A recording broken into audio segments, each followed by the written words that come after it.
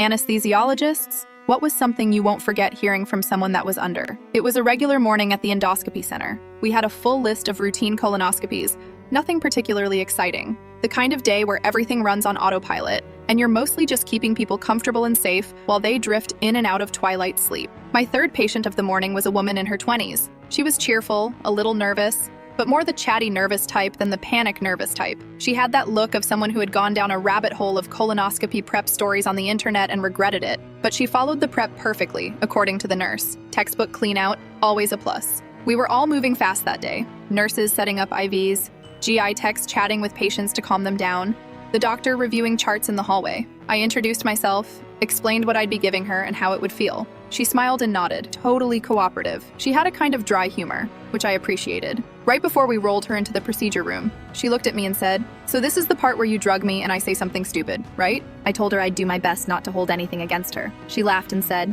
"Cool, just know I've got no filter." In the procedure room, we got her hooked up to the monitors, oxygen in place, IV running. She looked around at the staff and said, "This feels like getting ready for a nap in a spaceship." The GI doc chuckled and told her to think of somewhere relaxing. She closed her eyes and said, "I'm at the beach with margaritas." I pushed the propofol. It always hits fast, especially in younger patients. She blinked once, slowly, and I could see her face start to relax. Then, just as her head began to settle into the pillow, she sat straight up, like bolt upright, arms stiff at her sides, eyes wide open. She looked around the room like she had something urgent to announce. Then she yelled, loud, clear, and proud, "I shaved my asshole for you!" There was a half-second beat of stunned silence. The nurse's jaw dropped. The tech spun around from the monitor, blinking. The GI doc froze with his hand on a glove. Everyone in the room was just processing what they'd heard. And then she flopped backward like a rag doll, completely out. Bam, gone, perfectly timed. I've been doing this a long time. I've heard patients talk about their dogs, their exes, their favorite breakfast foods. I've had someone try to order takeout mid-procedure. One guy confessed to tax fraud. But this